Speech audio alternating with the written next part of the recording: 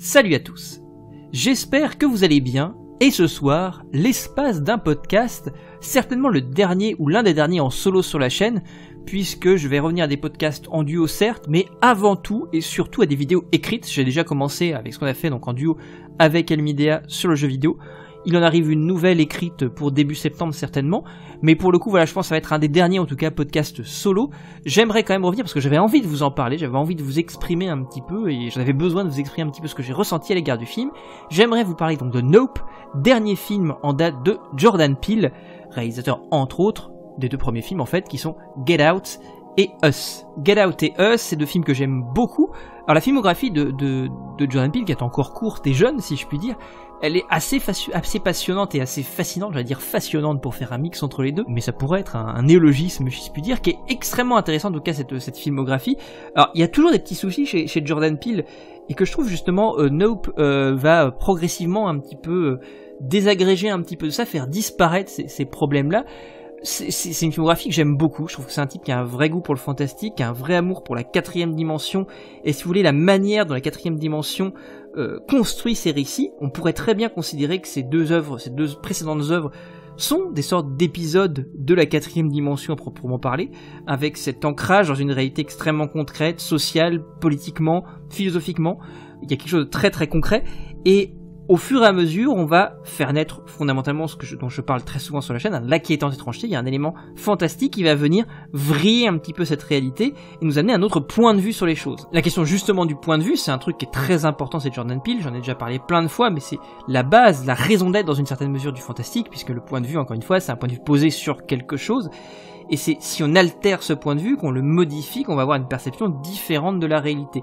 Et c'est ça qui va créer cette confrontation entre un point de vue et un autre sur la réalité, qui va biaiser une même réalité à partir de ces deux points de vue différents, qui va créer cette différence entre les deux points de vue, qui va créer cette inquiétante étrangeté et va faire émaner le fantastique. Et cette hésitation, typiquement todorovienne, qui dit le fantastique, c'est l'hésitation.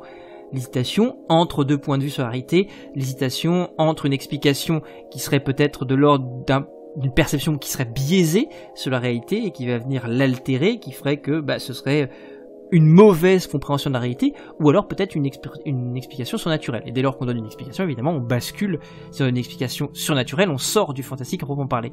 Et c'est toujours ça un petit peu chez Jordan Peele qui est présent. Et le petit problème parfois chez Jordan Peele, alors qui moi me dérangeait pas outre mesure dans mon visuel, parce que encore une fois, Get Out et Us sont des films que j'adore vraiment, mais on peut lui reprocher justement cette approche du fantastique. C'est un vrai amoureux du fantastique et je trouve que Nope le prouve à merveille, mais il y a souvent cette approche qui moi peut parfois déranger le fantasticophile que je suis, où il fait parfois primer le propos sur le récit, le propos sur l'univers, l'approche sociale, philosophique, politique sur l'approche fantastique. C'est-à-dire, encore une fois, c'est un vrai amoureux du fantastique, mais souvent le fantastique est un prétexte pour distiller un propos. Et ça amène des trucs comme la fin de Us, qui est, en termes de récit, compliqué à adhérer. Alors moi ça ne me dérange pas parce que j'ai une suspension consigne d'incrédulité qui est relativement ample si je puis dire, mais je pense que pour pas mal de gens ça peut être problématique parce que cette fin en fait elle fait primer le propos sur le fantastique et sur les règles de l'univers. C'est-à-dire que c'est ça qui est problématique, c'est que les règles ne sont jamais très bien établies, en particulier dans Us, et c'est ce qui fait que ça peut briser parfois la suspension constante d'incrédulité. Il y a un changement brutal des règles, une altération brutale des règles, qui est guidée non par l'univers en tant que tel, mais par le propos. Et c'est ce qui peut justement poser problème chez Jordan Peele. Encore une fois, ce n'est pas mon ressenti à proprement parler, mais je peux comprendre cette critique qui peut advenir. Ceci en dit que ce soit Get Out ou Us sont des films que j'aime énormément, qui ont une vraie utilisation quand même du fantastique et de l'horreur comme vecteur de sens, vecteur de propos, et ça c'est hyper intéressant malgré tout. Jordan Peele c'est aussi un excellent metteur en scène, un excellent créateur d'images. Dans son cinéma, il y a plein d'images qui vont se graver, vraiment se poser sur la rétine et que vous allez jamais oublier, mine de rien. Tu vois, je pense à des choses très très simples, mais quand on voit dans Get Out la manière dont il va montrer à l'image les séquences d'hypnose, par exemple, et on a toujours cette approche de mise en abîme qui était jusqu'alors finalement assez discrète, mais qui dans Nope va vraiment prendre une sorte d'amplitude totalement différente et complètement décuplée. Mais quand on regarde finalement Get Out, ça parlait déjà du cinéma parce que ces moments justement où le personnage était hypnotisé, il se retrouvait face à un écran de cinéma, et ça c'était assez fascinant parce qu'il prenait en fait notre place dans la salle et c'était assez intéressant pour ça. Il y a toujours un renvoi d'ailleurs au spectateur chez Jordan Peele. Donc en fait, il y a toujours cette question du regard, de qui regarde, et ça c'est très présent dans Nope, comme on va le voir, mais également dans Get Out. Et dans Us, il y avait aussi ce questionnement du regard aussi, avec ce travail de ces doppelgangers, et le regard porté sur les individus qui avaient pris leur place, si je puis dire, dans la réalité, et eux étaient emprisonnés dans les sous-sols du monde. Et il y avait vraiment ce regard des uns vis-à-vis des autres, ce travail de reflet, de double, qui ramène à l'inquiétante étrangeté aussi, double au sens freudien, qui était extrêmement fort et qui tablait justement sur la question du regard que posait chacun du double sur son double. Et tout ça c'était posé très clairement dans la mise en scène. Il y en est même pour l'inquiétante étrangeté, quand on regardait par exemple Us, il y avait tout plein d'éléments, tout plein de détails dans le film, qu'on ne peut finalement remarquer qu'au bout d'un certain nombre de visionnages, où finalement il y a une sorte de régularité, de trop grande régularité d'effets, où il y a une sorte d'harmonie en fait qui semble régner dans le film, qui est excessivement étrange. Il y a une sorte de concours de circonstances continuelles, de coïncidences qui ne cessent de s'agencer les unes par rapport aux autres, et qui créent cette inquiétante étrangeté.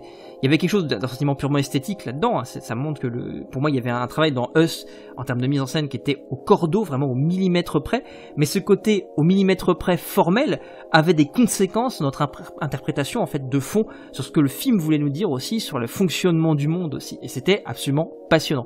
Et Us est un film passionnant, notamment pour son approche, notamment de la lutte des classes, notamment pour ces questionnements métaphysiques qu'il posait, parce qu'ils sont présents, ces questionnements psychanalytiques aussi, je parlais de double freudien, etc. Il y a plein de choses absolument fascinantes, et Get Out c'était exactement la même chose, c'était absolument passionnant. Il y avait ce travail sur le racisme, sur les micro-agressions, sur un état des lieux du racisme tel qu'il est aujourd'hui, non plus forcément une démonstration spectaculaire qui se révèle à l'autre et qui fait que l'autre va pouvoir justement accuser tel acte de racisme. Il travaillait vraiment sur ce questionnement de micro-agression. Et ce qui était très fort sur la question du point de vue aussi, c'est que Jordan Peele arrivait, notamment dans la séquence de la garden party dans Get Out, à t'immerger dans le point de vue d'une minorité qui se trouve dans un climat extrêmement anxiogène, assaillie de toutes parts par une majorité qui l'oppresse, par le prisme de moult petites agressions, de micro-agressions. Et c'était vraiment, je trouve, un témoignage assez fascinant et excessivement pertinent de ce qu'est devenu le racisme aujourd'hui et la manière dont il s'est malheureusement et tristement démocratisé. Et au-delà de ça, il y avait tout un questionnement au passage métaphysique aussi, qui était absolument passionnant, qui questionnait justement aussi, je trouve, le dualisme corps-esprit, etc.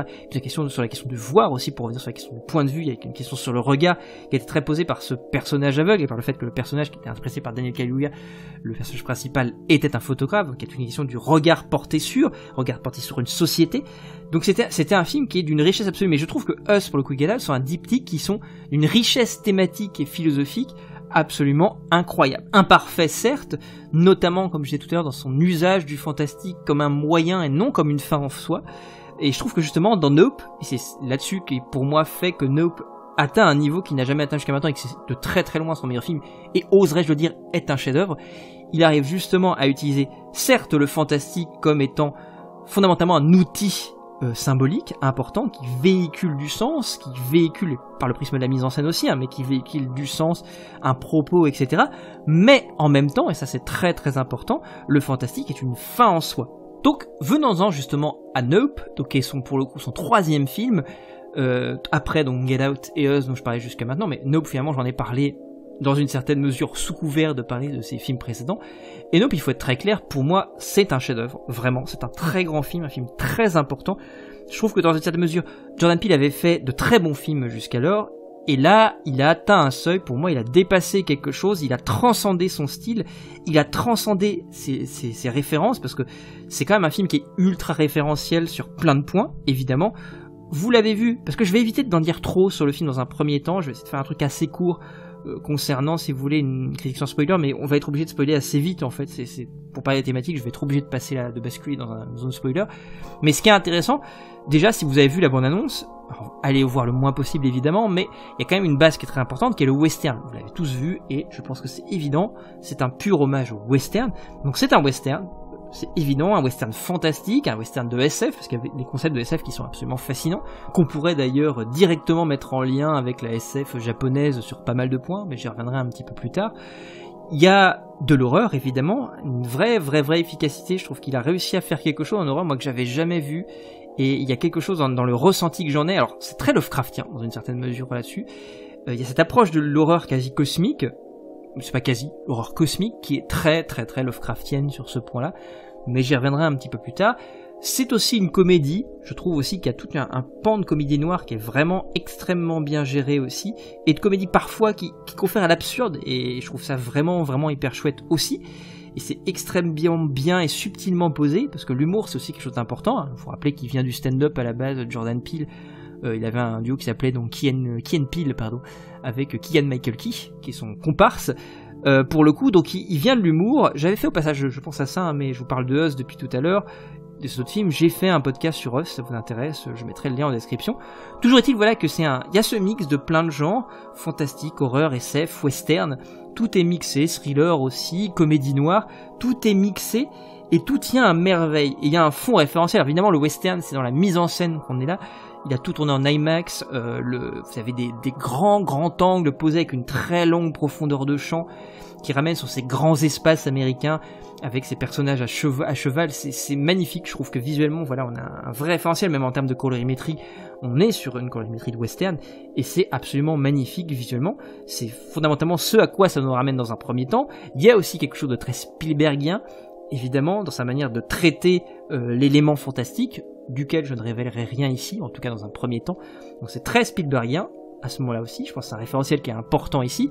Ça ramène évidemment, si vous avez vu la bande-annonce, à tout un cinéma d'ovnis ou de visites extraterrestres qui est quand même très inhérente au cinéma de Spielberg, à la Amblin, etc. Bon, je pense à Rencontre du troisième type, je pense à E.T., etc. Donc, qui sont des films qui véhiculent toute une imagerie particulière, singulière. Il y a aussi toujours ce fond très quatrième dimension, évidemment. Pour moi, c'est évident. Un petit peu comme Us et comme Get Out, Nope se pose comme étant une sorte de déclinaison, encore une fois, de la quatrième dimension. Et il y a moult choses encore, évidemment, sur lesquelles je reviens un petit peu plus tard. Mais tout d'abord, prenons un petit peu quel est le synopsis de tout ça. C'est relativement simple. On suit donc un frère et une sœur qui possèdent un ranch, ça se passe au fin fond de la Californie, et ils ont un ranch en plein désert, si je puis dire. Et pour le coup, leur père d'ailleurs est mort depuis quelques mois, ce qu'on voit au tout début du film, mort de manière mystérieuse. Je vous révèle rien pour l'instant sur sa mort, en tout cas c'est très mystérieux. Et ils vont se retrouver confrontés à une force mystérieuse qui semble s'établir et agir dans le ciel autour d'eux, pour prendre ça très simplement, et avec un individu qui tient à côté, enfin pas très loin de chez eux, une sorte de petit parc d'attraction dédié au western. Ils vont essayer de percer un petit peu le secret, le mystère qui se trame dans ce ciel qui paraît de plus en plus étrange et terrifiant. Donc évidemment, si vous avez vu le trailer, évidemment il y a immédiatement cette approche très film d'ovni, fondamentalement d'invasion ou d'abduction extraterrestre, qui est la première base sur laquelle on va aller. Alors c'est très dans un cadre très western, c'est intéressant encore une fois. Moi c'est la première fois que je vois Jordan Peele, parce que mine de rien, Us c'était un huis clos, c'était un home invasion. Get Out avait une approche un peu étrange de thriller hitchcockien, dans un cadre un petit peu, enfin qui allait devenir au fur et à mesure quelque chose de beaucoup plus fantastique et beaucoup plus symbolique, avec cette approche quasiment de revenge movie sur le final, mais on restait quelque chose dans un lieu clos, dans une maison, encore une fois aussi. Et là, on est dans quelque chose qui est beaucoup plus ouvert, en fait. Jordan Peele ouvre les vannes, ouvre le lieu de son récit, et dès lors, ouvre sa mise en scène. C'est un film qui change énormément graphiquement de ce qu'on a pu voir chez Jordan Peele. On retrouve des choses, évidemment, mais le fait de traîner dans un grand espace, c'est-à-dire que la scénographie, c'est quelque chose d'extrêmement large, qui filme vraiment grand angle, en creusant sa profondeur de champ pour pouvoir véritablement faire ressentir ces grands espaces américains qui étaient fondamentalement la base graphique de tout le western. Il arrive justement à donner un nouveau souffle à son cinéma, un souffle qui est quasi épique à des moments en fait, en tout cas quand on arrivera à la fin, il y a quelque chose de très épique dans ces poursuites, si je puis dire, qu'on entrevoit un petit peu dans la bande-annonce. Toujours est-il, voilà, il va jouer là-dessus. Alors évidemment, il y a ce côté film de maison, il y a quelque chose qui évidemment nous ramène à Signe de Shyamalan, même si je trouve justement, moi qui suis pas un énorme fan du film de Shyamalan de Signe, il y a des trucs intéressants dans Signe, attention, mais c'est pas un film véritablement moi qui me transporte. Je trouve qu'il y a plein de choses qui me vont pas, et je trouve que justement dans cette interprétation en tout cas du film d'abduction dans un premier temps, même si justement le titre Nope ramène vraiment à ça, à cette interjection que pourrait avoir le spectateur en voyant le film, ce qui est relativement simple en fait quand on regarde la filmographie de la courte filmographie de Jordan Peele. C'est souvent, les titres sont souvent des choses qui ramènent à ce que pourrait dire le spectateur. En fait, Get Out, dans Get Out, ça pourrait être très bien ce que le spectateur dit au personnage interprété par Daniel Kaluuya, qui joue ici d'ailleurs dans Nope aussi, hein, qui est acteur fétiche, si je puis dire, de Jordan Peele. Get Out, c'est ce que pourrait dire le spectateur au personnage de Daniel Kaluuya qui se retrouve enfermé dans ce cieux, dont le spectateur, on lui distille des éléments comme quoi c'est bizarre. Daniel Kaluuya, le personnage, voit aussi des éléments bizarres, on a envie de dire, regarde ce qui est en train de se passer, fuis, barre-toi. Et là, on a un petit peu ce côté-là aussi. Ce côté, moi je trouve que c'est pas mal l'affiche québécoise qui a tourné, où c'était ce côté, ce banon en fait. C'est exactement ça en fait, tu pensais qu'on va aller dans ce sens-là, banon en fait finalement. Et c'est vraiment typiquement ce que pourrait se dire le spectateur au visionnage en fait du film en voyant ce truc-là. Parce que le film part vraiment complètement à côté, il te prend complètement à revers en fait. De ce côté, alors il prend beaucoup son temps pour le faire, c'est ça que je trouve assez fascinant dans le film, c'est que le film dure 2h15, donc il prend vraiment beaucoup son temps, et je trouve ça très important parce qu'il instaure vraiment une ambiance. Il travaille ce frère et cette sœur, en fait, qui ont on va dire un passé quelque peu tragique, si je puis dire, par le prisme de la mort de leur père, qui est déjà un premier élément, une première incursion, si je puis dire, dans l'inquiétante étrangeté. Dans les cinéastes que je vois actuellement, si je puis dire grand public, parce que c'est aussi un film grand public, c'est un film qui a une vocation à être un film, une sorte de petit blockbuster, si je puis dire, parce que c'est spectaculaire en fait. Il y a toute une réflexion sur le spectacle, mais j'y reviendrai après. Mais c'est le cinéaste de l'inquiétante étrangeté, c'est le cinéaste grand public de l'inquiétante étrangeté qui sait très bien la distiller au travers de son film. Et la mort du père, dans un premier temps, cette séquence d'ouverture, est assez fascinante parce qu'elle crée vraiment cette étrangeté, cette première étrangeté, qui, dans une certaine mesure, nous ramène à tout un imaginaire, on convoque tout un imaginaire. Mais ce que va faire Jordan Peele, c'est s'amuser de cet imaginaire, s'amuser de tous les préjugés qu'on a vis-à-vis, de toutes les images qu'on a de ce fantastique, de cet univers fantastique ou de ce concept fantastique, et il va le retourner de manière extrêmement intelligente. Mais tout ça, il va prendre le temps de l'amener. Il va multiplier les fausses pistes, s'amuser justement de nos attentes pour pouvoir mieux les contourner derrière. Je parlais de Signe tout à l'heure, il y a vraiment une structure, dans une certaine mesure, qui est très proche de ce qu'il y a dans Signe, notamment dans la découverte de ce qui est de la menace, si je puis dire, ou du mystère.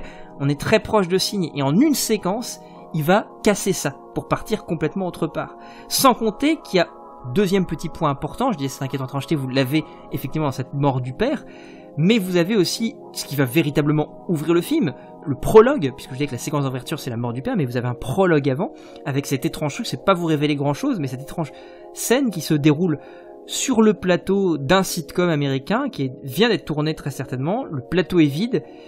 On entend dans un premier temps, pendant le générique et pendant si je puis dire, les annonces des maisons de production et de distribution, vous avez déjà un son où on entend un sitcom qui tourne, et on attend ce vent de panique soudainement, on entend un singe hurler, et ensuite on arrive à cette première image, qui est un travelling très lent, il me semble, où on est dans une pièce où on voit des gens, alors, tout a l'air, il y a eu l'air d'avoir une catastrophe dans la truc, il y a un public, au fond vous avez si je puis dire, une tribune dans laquelle il y a personne, plus personne, et vous voyez des jambes qui dépassent d'un canapé, un corps qui fait de mort, il y a des traces de sang un petit peu partout, et on voit ce singe, ce chimpanzé, entrer dans le champ, et qui a les mains couvertes de sang.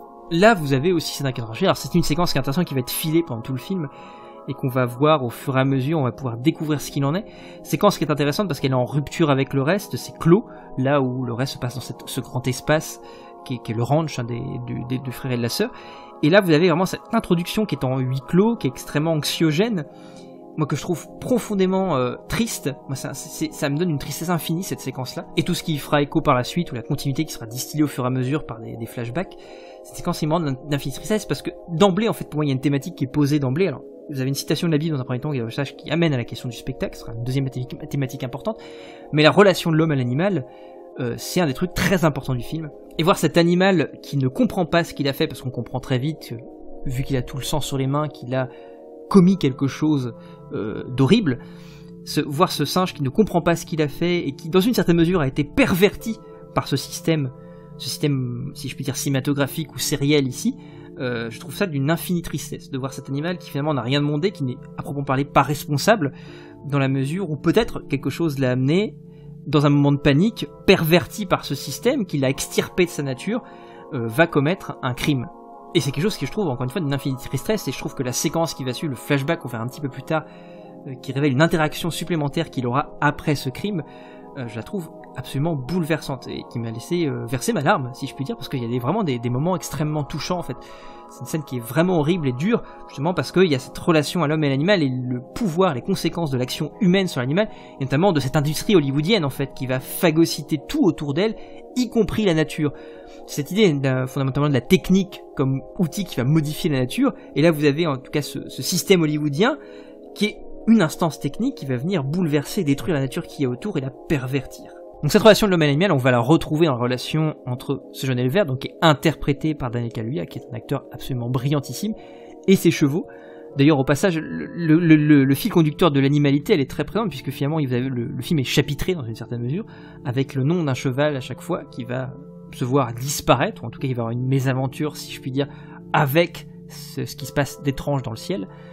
Vous avez cette confrontation à la nature qui est quelque chose qui est inhérente au passage au western à la base. Qu'est-ce que c'est le western si ce n'est la civilisation le rouleau compresseur de la civilisation qui va aller écraser la nature, écraser la barbarie, qu'on pose comme étant finalement une émanation de cette nature. C'est de ça que ça parle le film finalement, c'est cette manière dont l'homme a envie de plier la nature et dont l'industrie du spectacle a tendance à plier la nature à sa volonté. Et il y a presque cette idée de punition divine en fait qui va s'exercer, parce que le fait qu'il y ait un verset de la Bible qui soit posé en introduction pose d'emblée cette idée de la punition divine, et c'est une des premières questions, et d'ailleurs c'était affiché je crois sur les affiches, c'était un des slogans publicitaires de l'affiche, c'est-à-dire qu'est-ce que c'est qu'un mauvais miracle. Il y a cette idée là en fait, il y a un questionnement religieux aussi qui est présent là-dedans, à savoir de la question de la punition divine. Il y a quelque chose presque, dans une certaine mesure, du mythe de Prométhée en fait, qui est reposé dans le film, et tout ça en fait couplé avec véritablement, parce que fondamentalement là on est sur des questions philosophiques et métaphysiques d'emblée, mais le film se pose aussi comme étant une critique sociale assez acerbe, notamment du métier du spectacle. Il y a une vraie mise en abîme, parce que le film finalement ne parle que de cinéma, et en cela c'est une déclaration d'amour incroyable à l'histoire du cinéma, puisque finalement il y a cette boucle géniale avec cette image, cette première image en mouvement, qui est le passage extrêmement rapide d'un certain nombre de photogrammes à une haute vitesse pour pouvoir créer l'illusion du mouvement, c'est la base du cinéma.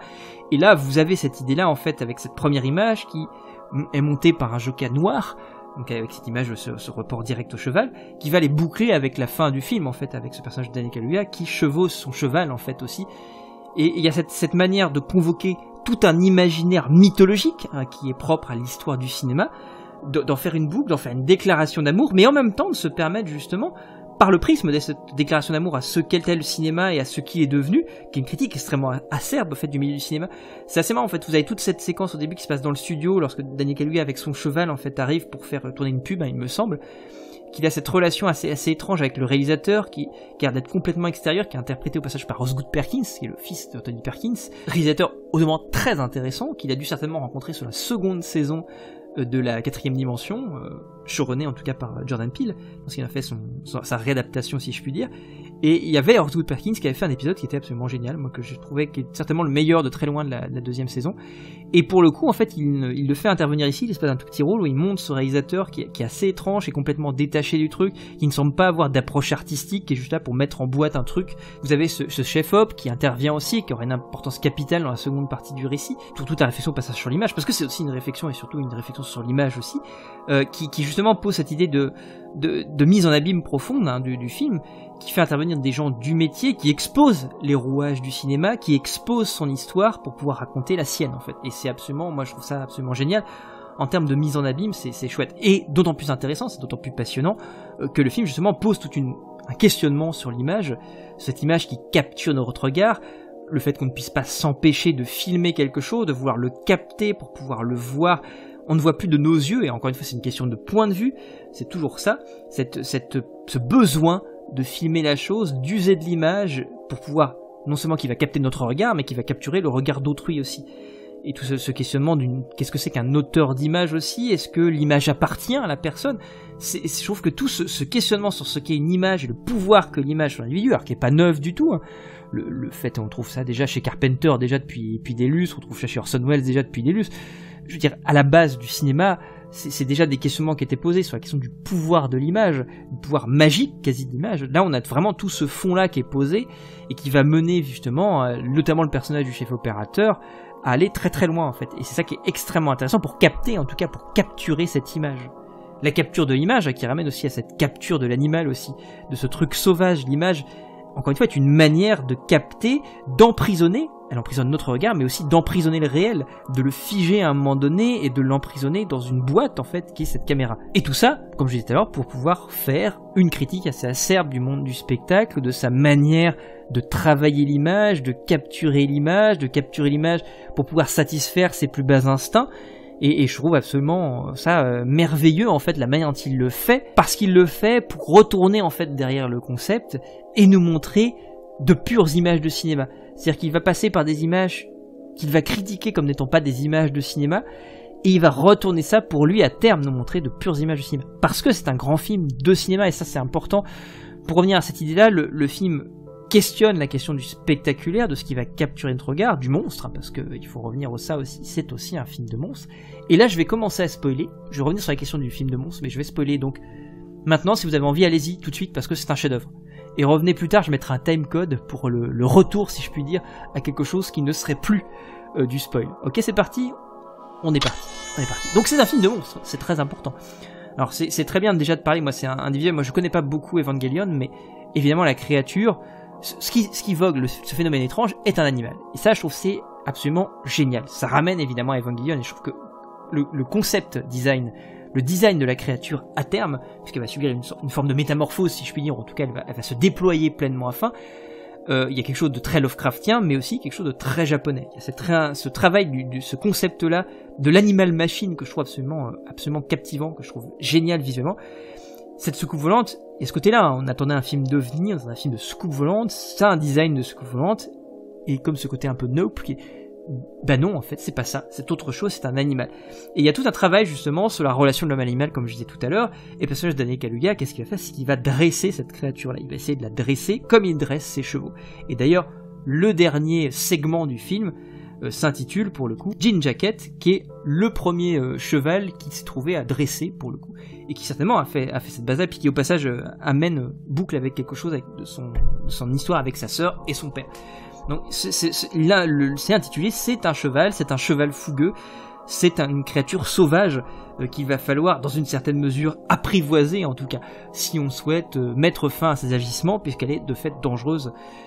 Et ce qui va boucler avec la question du singe, c'est-à-dire qu'il y a cet écho qui est fait entre ce singe qui paraît dans un premier temps être des séquences qui sont, si je puis dire, complètement décollées du récit de base, sinon être le trauma du personnage qui est interprété par Stephen Yeun, hein, le directeur du parc d'attractions qui traite du western, et voilà, le western est aussi posé là, ce sorte de petit Westworld, si on peut poser ça comme ça, qui est intéressant parce que, voilà, pour le coup, ça ramène, encore une fois, toute cette imagerie du western, et cette idée de l'homme de la civilisation qui vient écraser la nature pour ne lui faire, voilà, qu'on ait une sorte de civilisation extrêmement lisse, sans aspérité, et qui se veut contrecarrer, enfermer, emprisonner comme l'image toute la nature qui l'entoure, dans une jolie boîte telle qu'est ce parc qui efface toutes les aspérités de ce qu'est la conquête de l'Ouest. Et donc ce monstre, il va falloir le dompter en fait.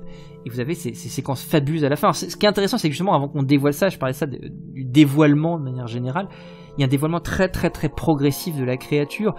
On a cette première séquence d'ailleurs qui est un très amusant pied de nez, si je puis dire, au spectateur, qui va jouer sur ses attentes, où on a cette impression, l'espace de quelques instants, qu'on soit dans une séquence d'extraterrestres, qui pourrait faire écho à Signe de Shyamalan, pour le coup, une séquence très angoissante, que je trouve très très bien foutue, et on découvre qu'il s'agit d'enfants, en fait, déguisés en extraterrestres, et là, à partir du moment où il y a une rupture, à partir de ce moment-là, et on part sur complètement autre chose. On a effectivement toute une imagerie de l'abduction extraterrestre, visuellement, qui est extrêmement bien foutue, avec cette soucoupe volante, puisque la créature ressemble à une soucoupe volante, enfin, elle a l'apparence d'une soucoupe volante, et elle a une sorte de bouche, puisque là, pour le coup, sa bouche qui permet d'happer, de créer une sorte de halo et de happer une sorte de tourbillon, en fait, les gens à l'intérieur d'elle-même.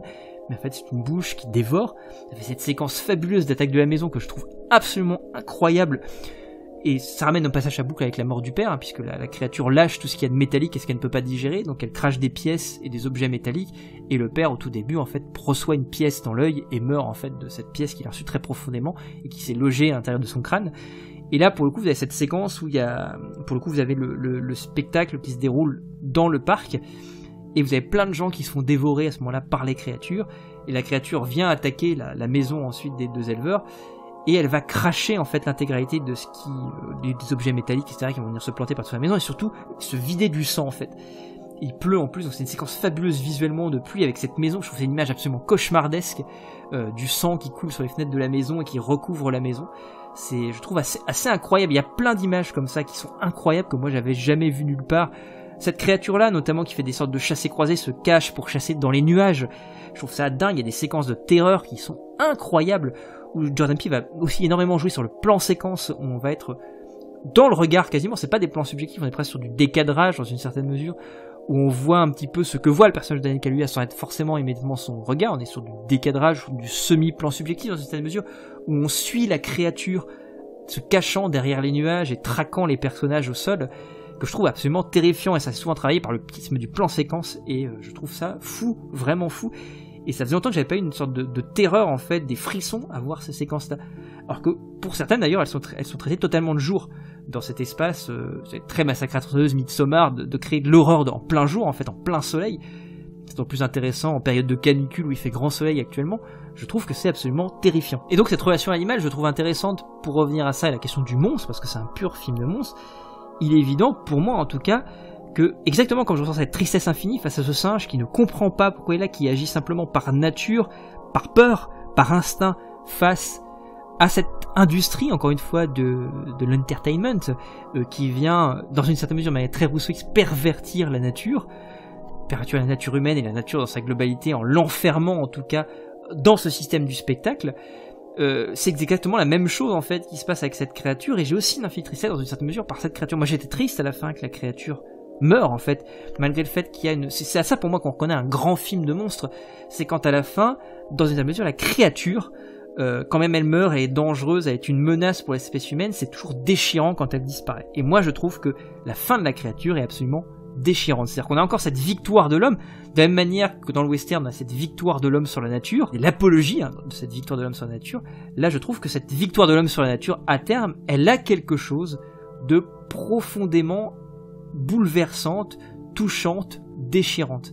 Même si on voit dans le regard du personnage de Daniel Kaluuya, que je trouve génial, c'est un personnage où il y a énormément de respect vis-à-vis de la nature. Et ça, je trouve ça intéressant, c'est que, notamment dans la relation qu'il a avec ses chevaux, qu'il a avec notamment son cheval, son dernier cheval Lucky, sur la question de la chance, avec tout un fond aussi sur la question de la chance et de la malchance, pour amener sur la question du miracle, de cette pièce qui va se loger dans la tête de son père, qui avait une chance sur des millions de tombées juste là.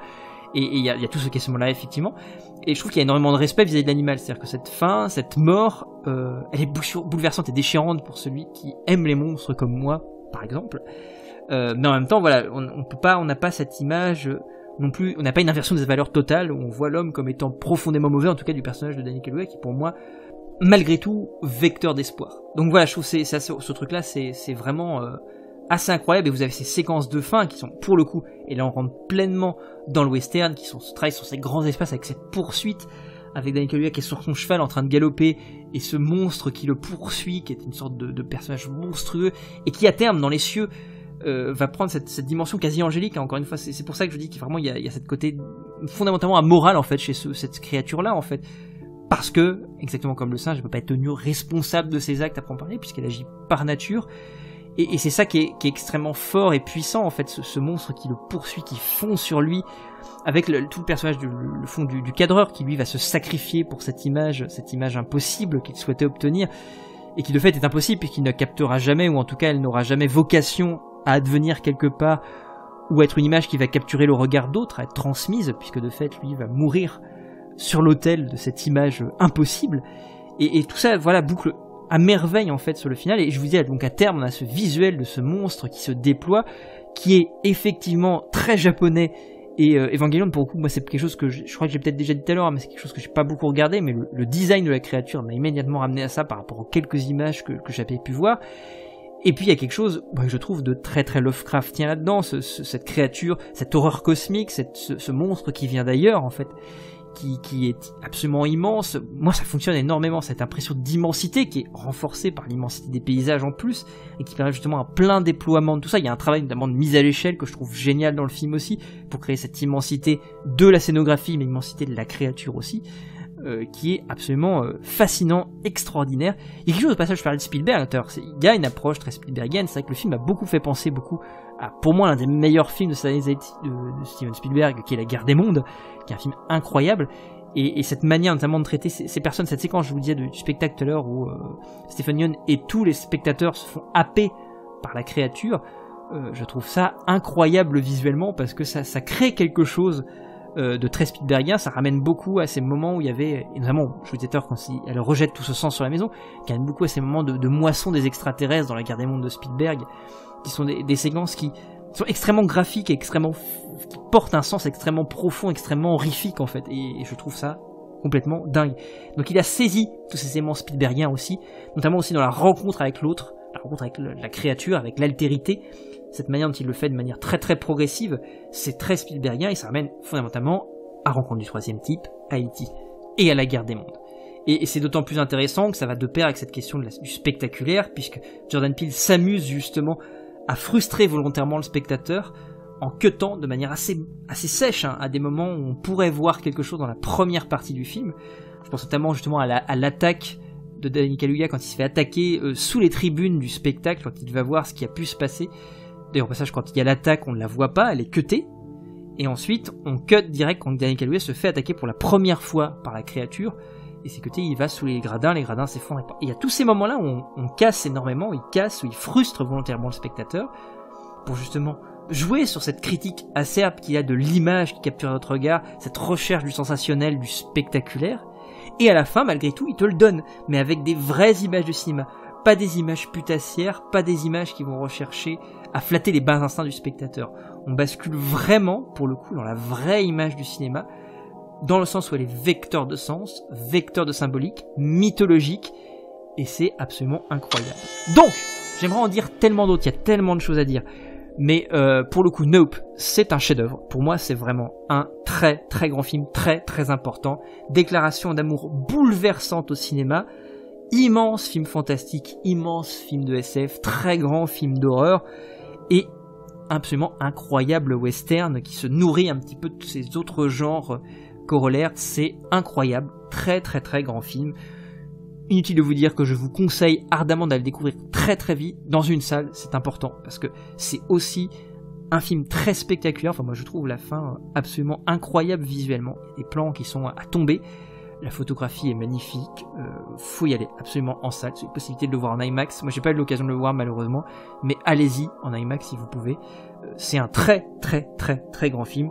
Jusqu'à maintenant je pense certainement le meilleur film que j'ai vu cette année, hein, et pour moi c'est un chef-d'œuvre. Alors je vous avais dit que certainement il y en a deux derrière qui sont le Nightmare Alley de Guillermo del Toro, que celui-là supplanté, mais pour moi ce sont deux chefs-d'œuvre que j'ai vus cette année, et le Men d'Alex Garland qui est un tout petit peu en dessous, mais qui pour moi est aussi un très grand film. Et puis après Cronenberg un petit peu en dessous. Mais voilà, je vais vous donner un petit peu mon top 4 de l'année, mais voilà, pour moi, Nope, chef-d'œuvre absolu, très très grand film que j'ai déjà hâte de revoir et que je vous conseille d'aller voir le plus vite possible. Voilà pour ce peut-être dernier podcast, ou certainement l'un des derniers podcasts de la chaîne Seul. On se retrouve dans quelques semaines pour une vidéo écrite. Je ne dis pas sur quoi. Encore merci au passage pour l'accueil que vous avez réservé à la vidéo sur le jeu vidéo, parce qu'on était hyper content avec Rachel d'avoir mené ça à terme, et on est très content de la vidéo et on est très content que ça vous plaise. J'espère qu'on fera d'autres projets à l'avenir qui vous plairont aussi dans ce style. Des gros bisous, à très bientôt, salut!